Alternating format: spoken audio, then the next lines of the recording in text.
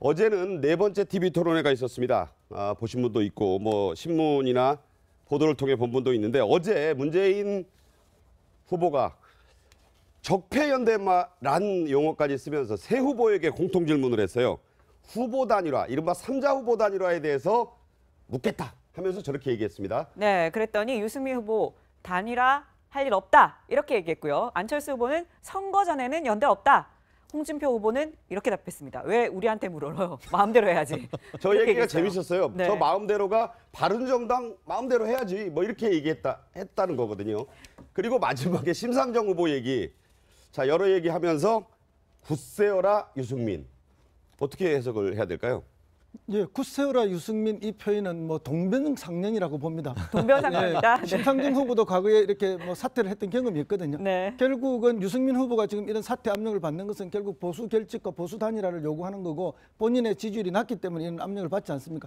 만약에 유승민 후보가 이번에 사퇴를 하게 되면 동시에 심상정 후보도 똑같은 사퇴 압력을 받게 될 겁니다. 이른바 순망치안이다. 그렇죠. 네. 네. 그래서 그런 뭐 어쨌든 그 동료의식이나 동병상련 때문에 네가 살아남아야 나도 살아남는다. 그런 뜻의 격려라고 보여집니다. 그것도 있고 또 제 일각에서는 후보 단일화, 3자 후보 단일화에 응하지 말라 이런 의미도 담았다 이런 해석이 있는데. 아니 근데 뭐 아니 땐 굴뚝에 연기 나겠습니까? 어제 오히려 그 토론회를 보는 분들은 하루 종일 언론과 그 여론에서 이제는 기울어진 운동장을 후보들이 바로잡기 위해서 단일화밖에 마지막 변수가 없다라고 하루 종일 이야기했음에도 불구하고 정작 토론회에서는 단일화 얘기가 나오지 않는 것이 오히려 의아할 정도였는데요. 그렇기 때문에 문재인 후보가 단일화 얘기를 먼저 공격적으로 꺼낸 것 같다는 생각이 듭니다. 결국은 이 단일화에 대해서 저는 뭐 양날의 검이라는 생각이 드는데 하나는 2, 3, 4등의 지지율 합산이 문재인 후보를 이길 수 있을 때 현실 가능할 때 아마도 저는 단일화는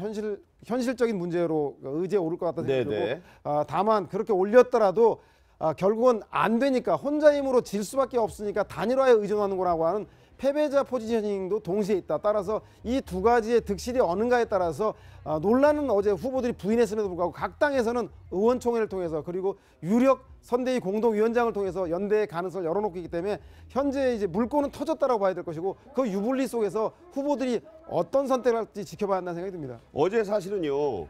돼지형 문제 얘기가 이제 그 홍준표 후보에게 쏟아지지 않았어요. 이런 걸 또 해석하는 일각에서는 혹시 단일화 어떻게 될지 모르는데 서로 감정 상하지 말자 이런 그 속내도 있지 않았느냐 이런 해석이 있던데. 그렇습니다. 좋게 얘기한다고 하면은 네거티브 전략보다는 오늘 그 이슈에 맞춰서 경제나 안보나 보안 그 일부분에 대해 얘기했나는 건 좋지만 그 속내를 봤을 때는 분명히 이미 그 보수 측에서는 밑에서 정말 물밑 접촉이 있는 상황 속에서 서로의 감정선을 흐트러지지 않는 그런 모습을 봤는데요.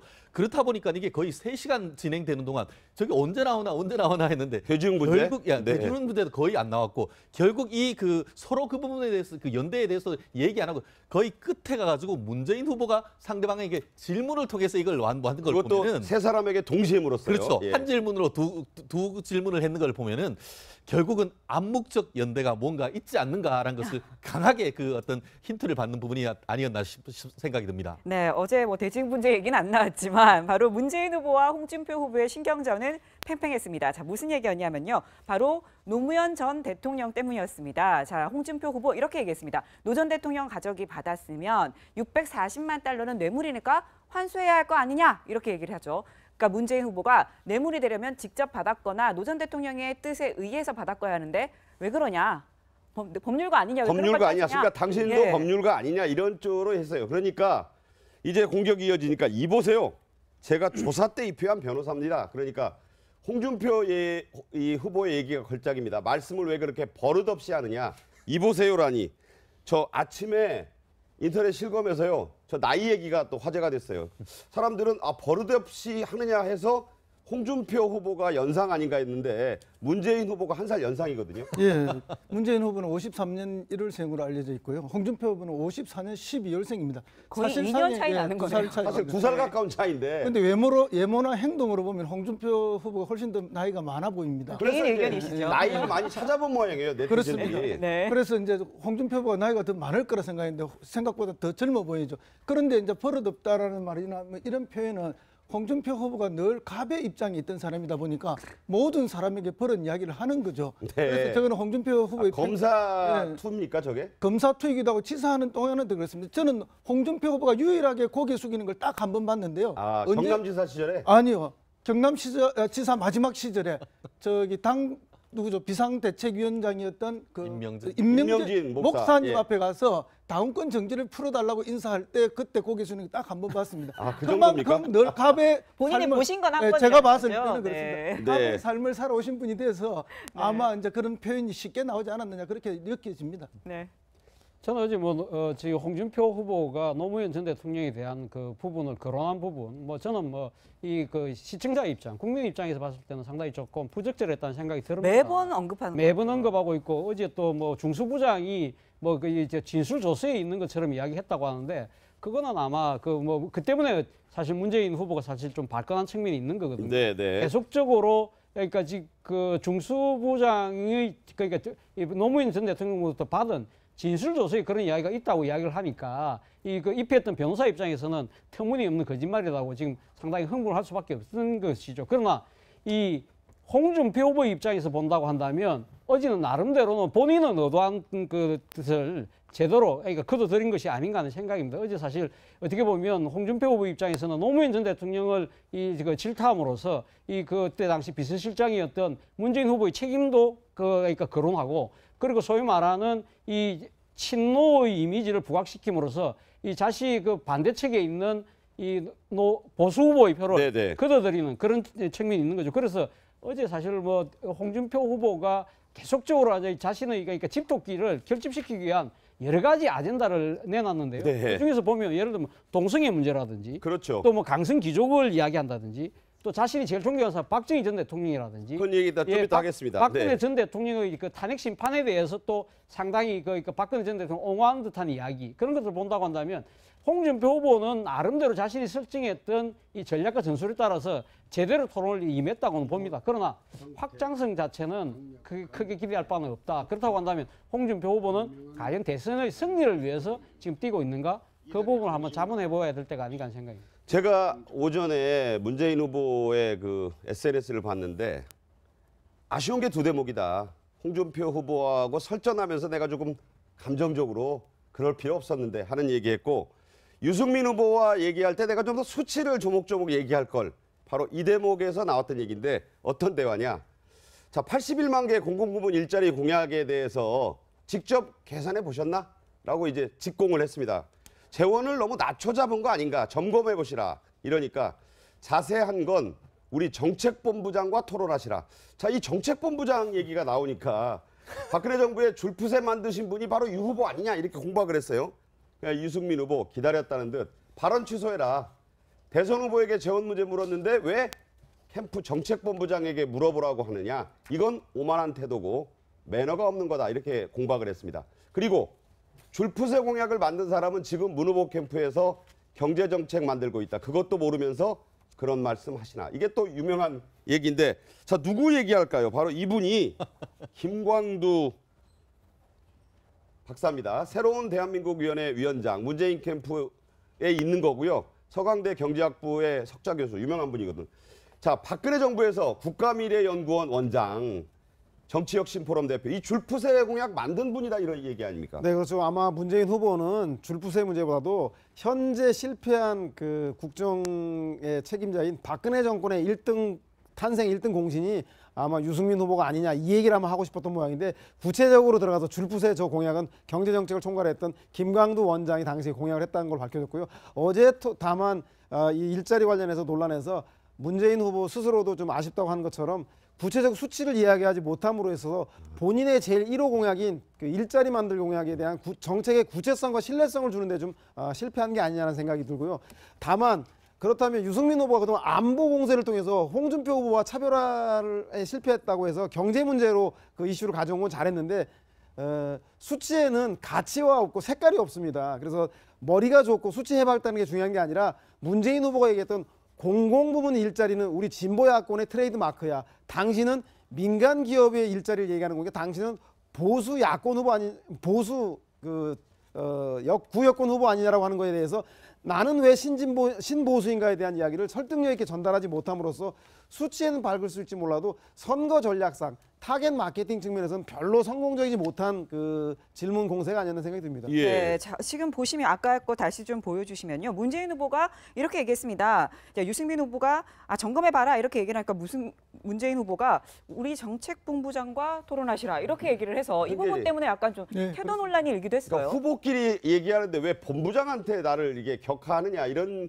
의미로 받아들여진 것 같아요. 그러니까 이제 침착하게 대응하지 못했다라고도 볼 수 있지만 또 한편으로는 전략적이었다. 그러니까 아하. 그런 구체적인 수치나 이런 걸 가지고 계속 시비를 잡으니까 그것은 뭐 지난번에 누굽니까 홍준표 후보도 그런 이야기를 하지 않았습니까? 그거는 뭐 국장들이나 하는 일이다 이렇게 말했듯이 그래서 국장이란 별명도 예, 만들었죠. 예. 정책본부장들끼리 토론할 수준을 가지고 왜 대선에서 이야기를 하느냐 막 그런 정도의 전략적 발언일 수도 있고 또 본인이 아쉬워하는 것처럼 나도 다 알고 있었는데 이걸 처음부터 잘 설명을 했어야 되는데 하는 그런 문제가 있죠. 근데 중간에 한번 설명을 하기는 했습니다. 네. 공무원들을 정원시키는 거, 뭐 예를 들어서 소방직이라든지 경찰이라든지 이런 해서 예산을 얼마를 쓰고 그 17만 명은 돈이 들고 나머지 공공 부분은 결국 자체 소득과 자체 수입, 자체 예산으로 한다. 이 설명을 한번 하긴 했는데 그 부분을 처음부터 잘했어야 되는데 이렇게 이제 강하게 대응함으로써 이제 스스로도 이거 내가 좀 미흡했구나 이런 느낌을 가지는 게 사실입니다.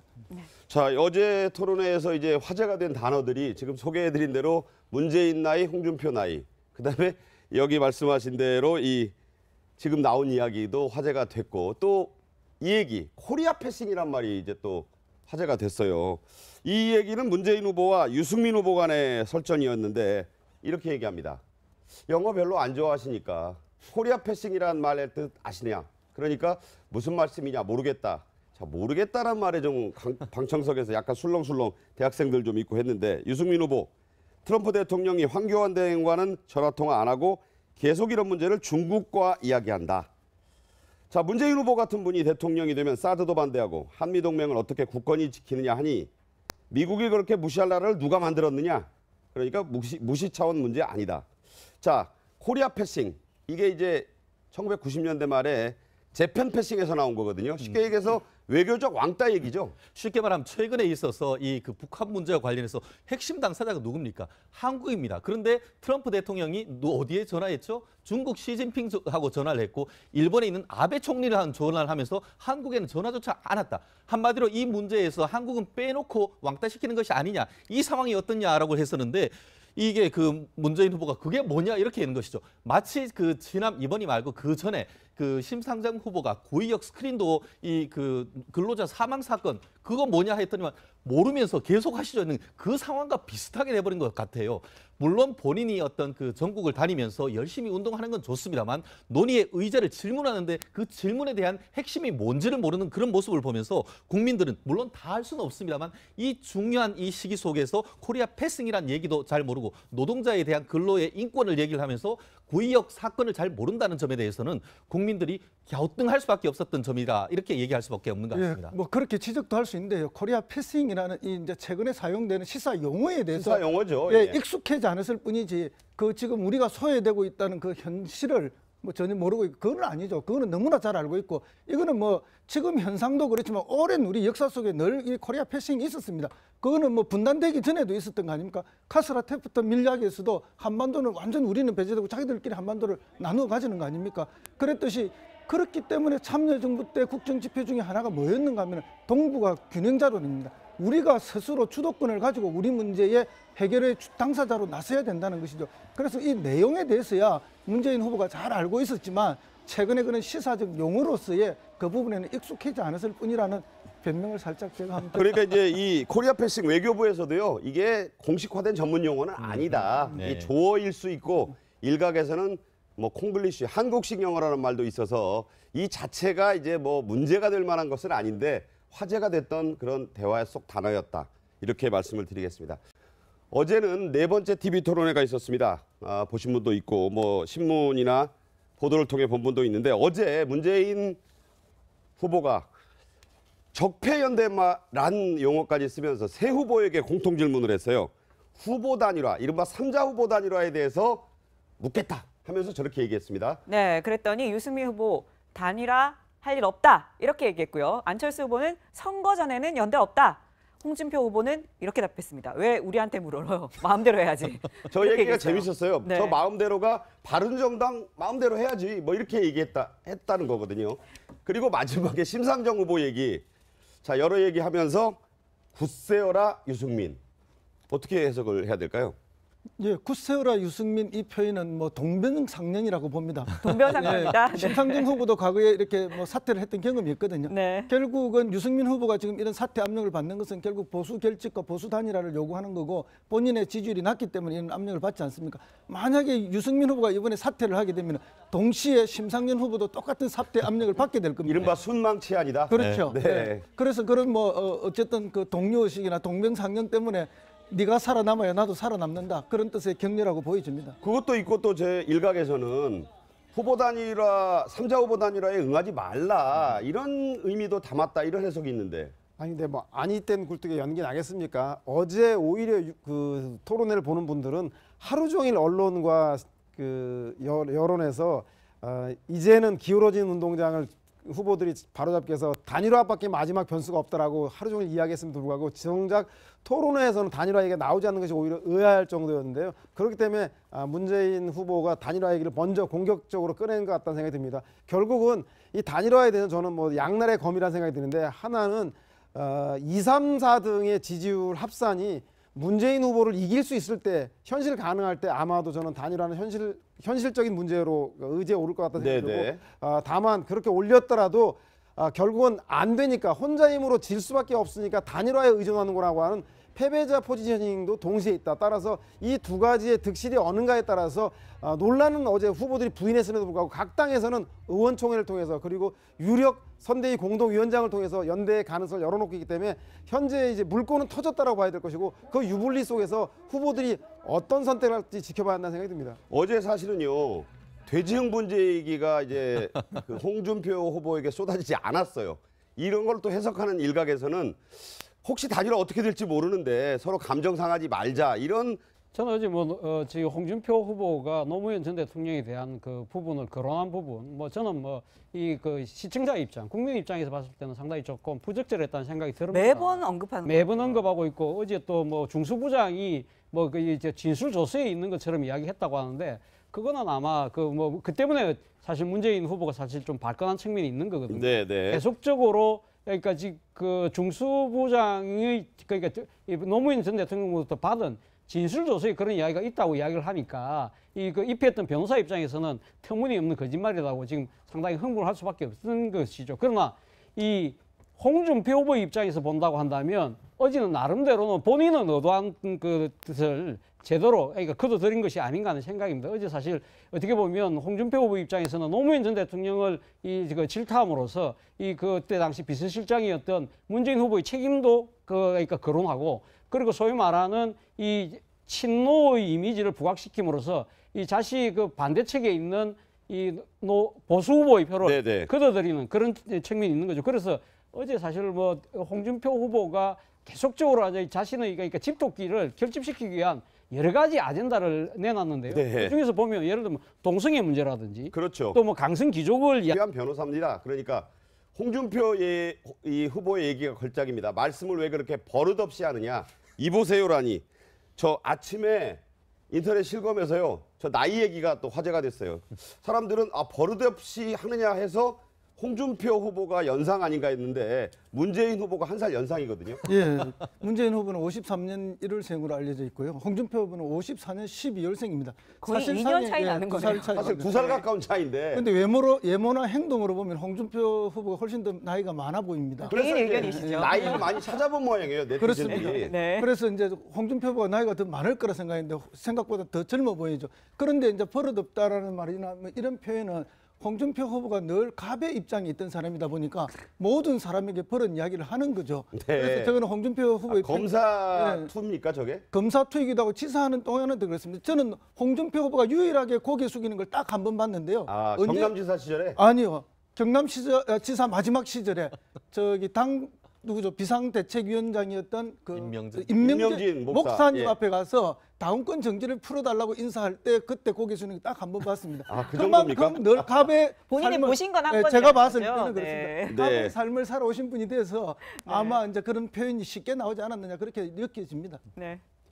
그 속내도 있지 않았느냐 이런 해석이 있던데. 그렇습니다. 좋게 얘기한다고 하면은 네거티브 전략보다는 오늘 그 이슈에 맞춰서 경제나 안보나 보안 그 일부분에 대해 얘기했나는 건 좋지만 그 속내를 봤을 때는 분명히 이미 그 보수 측에서는 밑에서 정말 물밑 접촉이 있는 상황 속에서 서로의 감정선을 흐트러지지 않는 그런 모습을 봤는데요.